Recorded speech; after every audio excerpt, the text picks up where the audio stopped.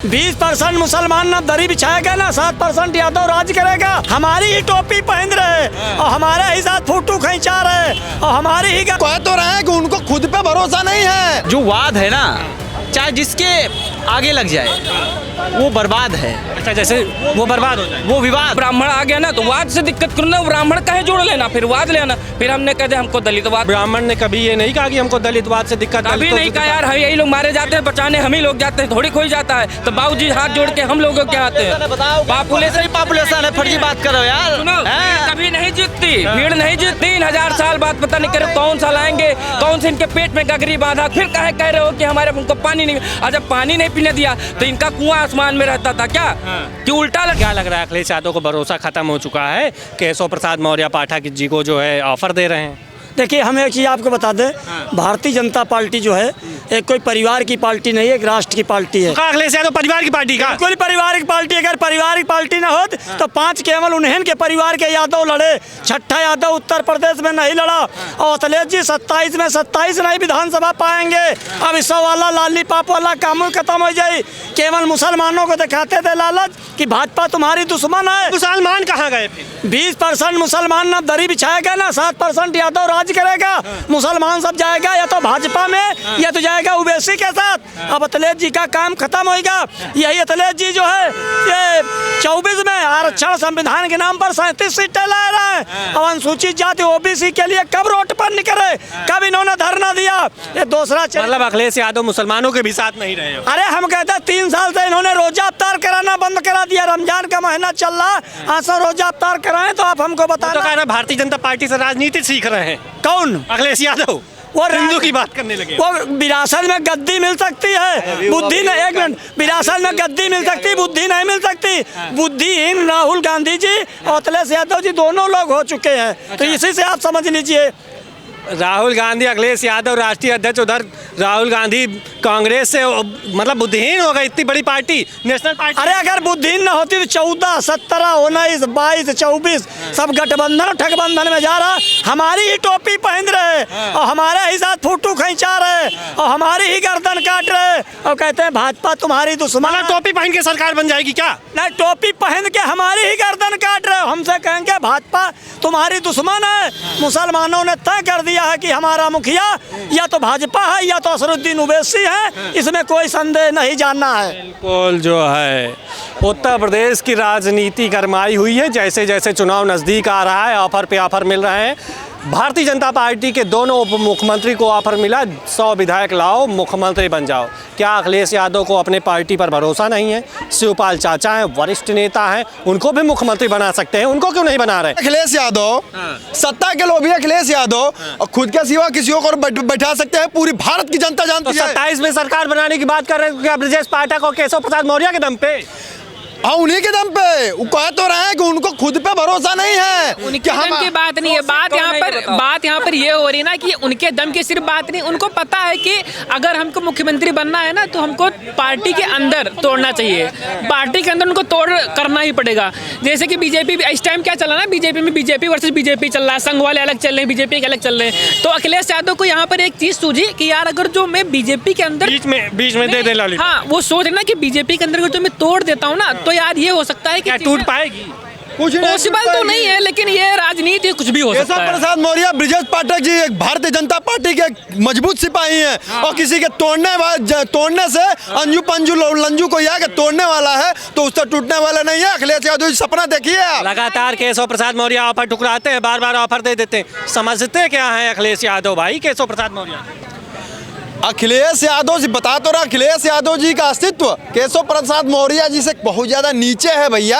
अच्छा, बहुत नीचे है। राष्ट्रीय अध्यक्ष है भैया समाजवादी। तो क्यों कह रहे हैं अखिलेश यादव कि आप आ जाइए हमारी पार्टी में, हम विधायक लेके आइए, हमारी सरकार बनवा दीजिए? अपने पे भरोसा खत्म हो गया अखिलेश यादव को। उप मुख्यमंत्री को अपनी पार्टी के विधायक सांसदों को ऑफर दे दे, मंत्रियों को, शायद वो लोग अच्छी मेहनत करें सरकार में। क्या विश्वास नहीं है क्या अपने? अब शिवपाल चाचा ही बैठे हुए हैं, उनको मुख्यमंत्री बनाने की बात कर सकते हैं? नहीं, वो चुटकी ले रहे हैं, वो सीरियस मामला नहीं है, उसको सीरियस मत लीजिए। कौन छुट्टी ले रहा है? अखिलेश जी के इस बयान को आप सीरियस मत लीजिए। हाँ, वो मजाक करते हैं। मतलब कोई मतलब नहीं उनके बयान का। नहीं। वो मजाक करते हैं। नहीं, बिल्कुल बिल्कुल। कोई मतलब ही नहीं। अरे मुख्यमंत्री बनाने बहुत बड़ा पद होता है भैया। उत्तर प्रदेश का मुखिया है। सरेंडर कर चुके हैं कौन? अखिलेश जी। जरा इधर आ जाइए भाई साहब। सरेंडर कर चुके हैं मतलब? अरे सरेंडर ही कर चुके हैं ना। हाँ। समाजवादी पार्टी अब है ही नहीं। जमीन पे है नहीं। देखिए मामला ये है कि अब पीडीए से नहीं चलेगा। माता प्रसाद पांडे ने एक भारत के अंदर सबसे बड़ी जाति जो जाति है उसको उन्होंने जो संबोधन किया वो गलत है। क्या संबोधन? जो मतलब एक गलत टोन में संबोधन किया। क्या संबोधन? मतलब उन्होंने क्या कहा माता प्रसाद पांडे? ओबीसी की जाति को उन्होंने कहा कि अगर आरक्षण लेना है कि आप बनेंगे तो मतलब आरक्षण का मतलब नहीं होता है ना। तो कहीं ना कहीं जो पीडीए का फार्मूला बोल दिया। हाँ वो गलत है और निंदनीय है। मैं भी निंदा करता हूँ क्योंकि ये जो अतिक्रमण है, उत्पीड़न है। मैं भी चलिए निंदा करता हूँ, लेकिन सवाल यहीं पर आ जाता है। मैं देखिए एक लॉजिकली बात, अगर जो आपके जो भी बिरादरी से हैं, जैसे पंडित जी हैं, पंडित जी कह दिए, ठीक है, अब जी लग जा रहा है तो क्या लग रहा है कि उससे अपमान है, उससे SC/ST एक्ट लग जाएगा? नहीं देखिए एक टोन होता है ना, एक टोन होता है। अगर एक सम्मान की दृष्टि से है, अगर कोई दूसरा कह देगा तो उससे SC/ST एक्ट नहीं। देखिए चैलेंज इस बात का है कि आप किस नज़रिए से, किस वे में कह रहे हैं, किस दृष्टि से कह रहे हैं, वो एक चैलेंज है ना। तो क्या लगता है माता प्रसाद पांडे ने किस दृष्टि से कहा? देखिए उन्होंने रिजर्वेशन के तौर पे कहा, जब किसको कहा? मतलब किसी ओबीसी की जाति को कहा कि क्या आप ऐसे बन जाएंगे क्या? अगर ऐसे बन जाइए तो आपको भी रिजर्वेशन मिल जाएगा। हाँ तो मतलब ये सब चीज़ें हैं। देखिए आपको बहुत सोचना होगा। मतलब ओबीसी को जो UGC कानून में रखा गया है साथ में नहीं रखना चाहिए था। देख ये वो अब मत लपेटिए। मैं ये कह रहा हूँ भाई, वही तो आप कहना चाह रहे हैं। सुनिए मेरी बात। हम समाजवादी विचारधारा की बात कर रहे हैं। माननीय नेताजी समाजवादी विचारधारा की बात करते थे, तो उसमें सामंतवाद नहीं दिखना चाहिए। आप खाली आएंगे, प्रेस कॉन्फ्रेंस कर देंगे और ज़मीन पे दिखेंगे नहीं। जब सरकार मतलब आपका कहने का मतलब ये है कि OBC समाज जो है अगर कह देगा तो SC/ST एक्ट लग जाएगा। आपका कहने का मतलब? अरे हम ये नहीं कह रहे हैं। हम ये कह रहे हैं कि माता प्रसाद पांडे को जिस टोन में उन्होंने रिजर्वेशन को लेकर के एक जाति विशेष पे टिप्पणी की है वो नहीं करनी चाहिए। क्या SC/ST के लोग नहीं करते हैं?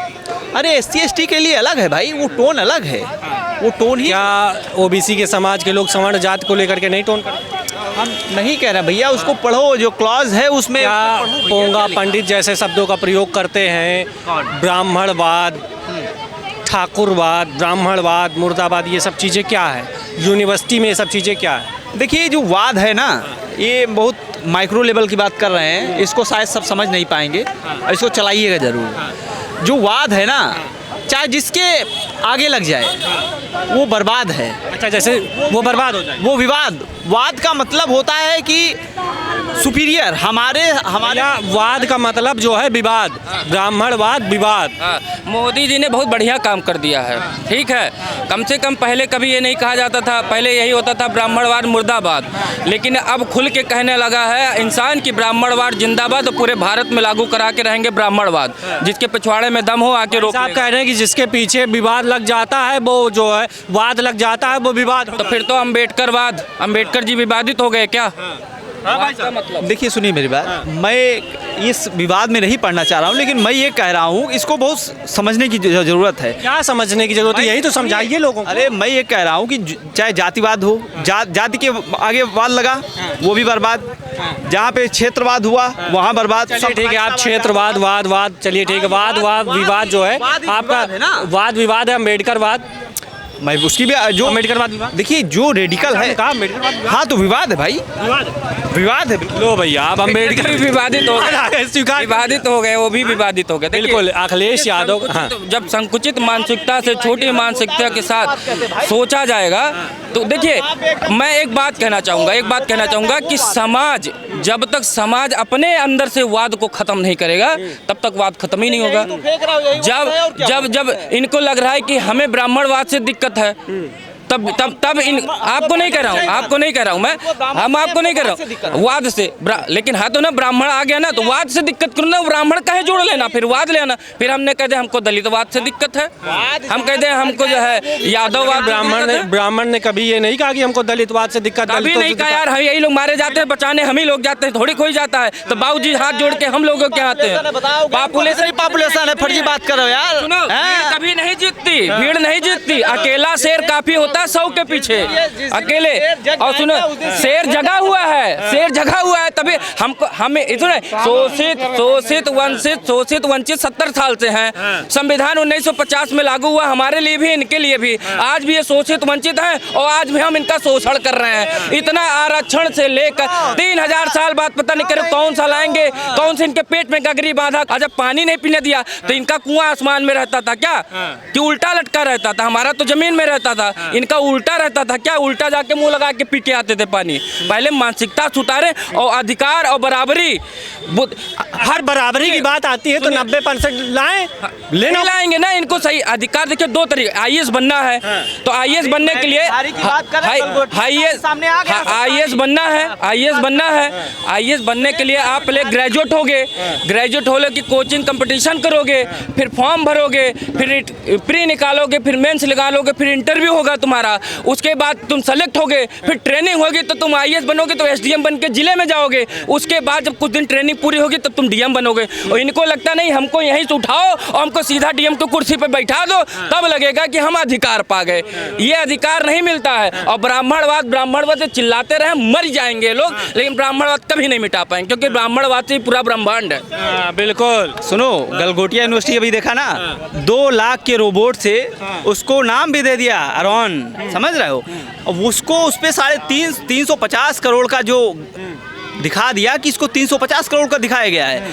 अब उससे कितना ज्यादा मेरिटधारियों का मान बढ़ गया है। गलगोटिया यूनिवर्सिटी में कांग्रेस ने प्रदर्शन किया, किस तरीके कांग्रेस के कार्यकर्ताओं ने प्रदर्शन किया, जिस तरीके से सरकार रुक जाए किया है यार, नक्सल का किसने दिया, जिस तरीके से प्रदर्शन हुआ है, जिस तरीके से छवि दो दी है, कपड़े उतार, भारत के 100 शीर्ष जो विश्वविद्यालय उसमें नामित है।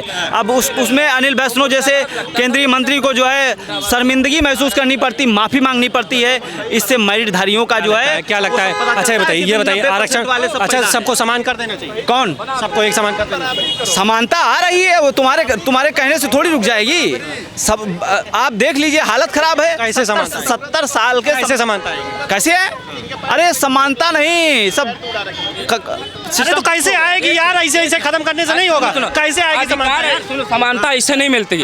हमारे यहाँ का 22 साल का लड़का एलिजिबल नहीं रह जाता, वो ओवर एज हो जाता है। इनके यहाँ 28 साल 30 साल का लड़का बहुत तेज दौड़ता है, हमारे यहाँ 20 साल के बाद 23 साल वाला बुढ़ा हो जाता है। समानता इसे चाहिए, 40% में नौकरी भी चाहिए, 40 वाले को नौकरी चाहिए प्लस, तब भी हम 100% ला के सेलेक्ट हो जाते हैं और टॉपर में इनका नाम नहीं होता, हम टॉप कर जाते हैं। क्यों? क्योंकि इनकी मानसिकता संकीर्ण है, इनको अधिकार छीनने की जरूरत है। भैया बोलने तो नहीं, यहाँ भी कहेंगे कि हमारे बोले तो नहीं भैया, हम ऐसे नहीं हैं, हम संकीर्ण नहीं हैं। हमको लगा भैया बोल दो। ये दूषित मानसिकता नहीं समाप्त होगी तो आने वाले समय में चीजें, ये कैसे होगा, ये कैसे होगा? सुधार, देखिए सुधार युवा हैं आप, भविष्य हैं, सुधार हो रहा है समय से।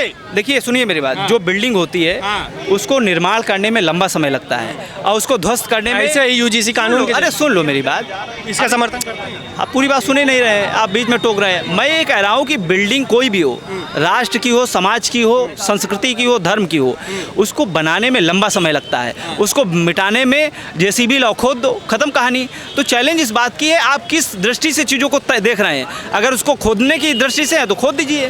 तो भैया हम यूजीसी का समर्थन करते हैं ना। कौन?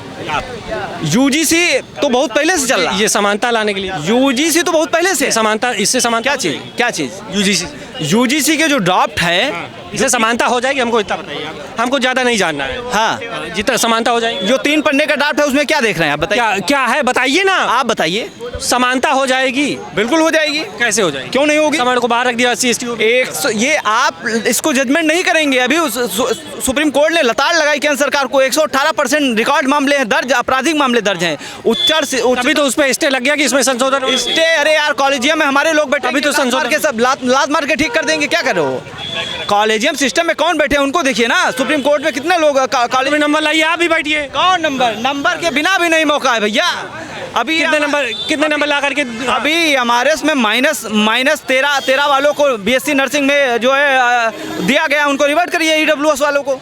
-13 वालों को डाला गया है। तो नहीं कि ईडब्ल्यूएस खत्म कर देंगे, आप आरक्षण खत्म कर दीजिए। कौन समझ यही तो कह रहा है। वो तो अवैध है, इनवैलिड है, वो तो उसका 50% ऊपर होने नहीं चाहिए भाई। वो तो अवैध है भाई। वो आरक्षण खत्म करिए, तो कह रहे हैं कि हम ईडब्ल्यूएस खत्म, संविधान हमको चाहिए ही नहीं। संविधान के वो तो ये भी कह रहे हैं, आप लोग कह दीजिए संविधान के संघीय ढांचे में ही नहीं आता भैया 50%।